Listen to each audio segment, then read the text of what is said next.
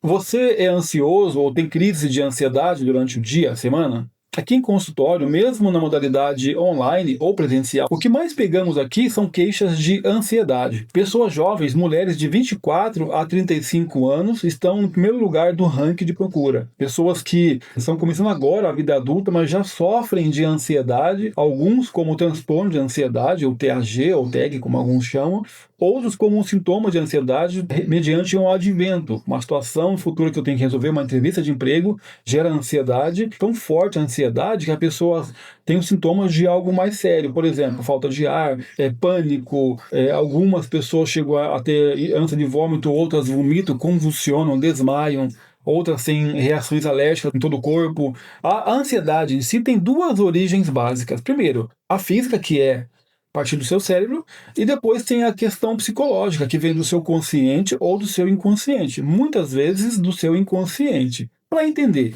a ansiedade como origem física é chamada psicofisiologia, ela vem de uma situação seguinte, meu cérebro imagina uma situação que eu tenho que lutar ou fugir, simples assim. A minha amígdala cerebral, ela vai transmitir a informação para o meu sistema nervoso autônomo de que algo está acontecendo. Através de uma fala de alguém, através de uma situação, através de uma expectativa, meu cérebro aciona o sistema nervoso autônomo, ele libera então duas substâncias no meu cérebro, no meu organismo, a adrenalina e o cortisol. Essas duas substâncias são responsáveis para que você tenha aquele up de energia para poder lutar, correr e brigar. Imagina você numa situação de briga, você tem que se defender, ele libera adrenalina e cortisol para que você se defenda. É a mesma coisa na ansiedade. O seu sistema nervoso, ele identifica uma situação que nem é real, é um simbolismo, despertou isso nele lá por algum motivo, ele então libera a substância para que você lute ou fuja. A primeira origem da ansiedade é essa, que é a psicofisiológica. E a segunda parte aqui, onde nós, saúde mental, atuamos, é a parte psicológica, obviamente. Aquelas informações do passado que estão gravadas em mim de maneira consciente ou inconsciente, elas vêm à tona, então, nesse momento de reprise. Um exemplo aqui. No ensino fundamental, a minha professora agia comigo de maneira injusta ou ríspida. Ela me dava muitas broncas, me punha de castigo, ela me repreendia perto dos outros. A atenção que eu tinha que ter dela na minha carteira, na minha mesa, não tinha. Isso então faz com que nós tenhamos uma impressão ruim daquela pessoa, seja no modo de falar. Vamos dar um exemplo aqui. Ela falava comigo de maneira ríspida, então toda vez que alguém me olha com o mesmo olhar dela, me remete à situação que eu passava. Ou então, quando alguém fala comigo no mesmo tom que ela usava, automaticamente o meu inconsciente faz lembrar daquela situação e me coloca em estado de alerta. É daí que vem, então, as reações de ansiedade. Falta de ar, sensação de afogamento, de catástrofe, de luta, de perda, desespero. São sintomas vindos de situações do passado. Fala sério, quem aí não tem uma professora que fez isso com a gente, né? Nós tínhamos que usar o flúor na escola, um copinho de plástico de flúor, você fazia lá o seu exercício, uma lavagem bucal com flúor. Você fazia a lavagem, jogava no copo, jogava no lixo. E nesse dia eu joguei o flúor no copo e soltei o copo no lixo, aquele flúor, aquele líquido pegou na professora, ela me deu um tapa na cara.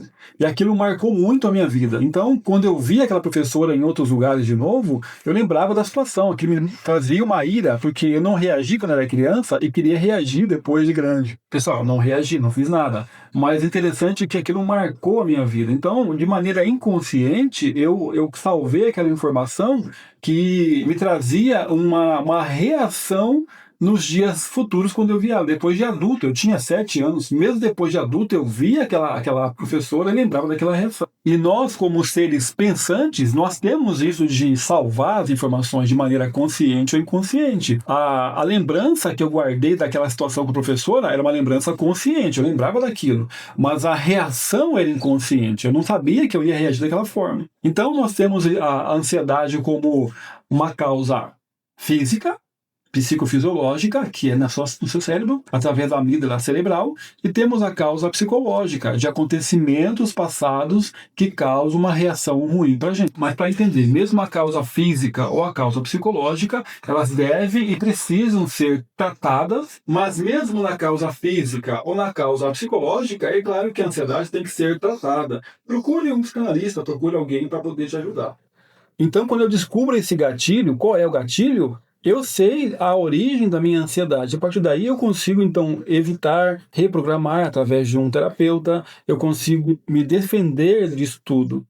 E qual a dica que eu posso dar para quem tem ansiedade? Primeira coisa, se a sua ansiedade não é tão severa ao ponto de você ficar com as pernas bambas, desmaiar, algo assim, ótimo. Primeira coisa, ande. Deu crise de ansiedade? Tenta levantar, tenta caminhar, dá a volta em círculos na tua casa.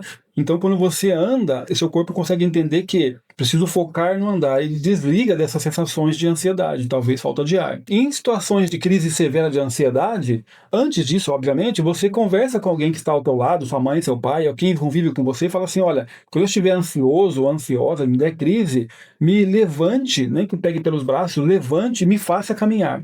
Outra situação, se a sua crise de ansiedade é mais severa, comunique familiares que moram com você, pai, mãe, quem quer que seja, e fala assim, olha, quando eu tiver crise de ansiedade, você me faça levantar e andar.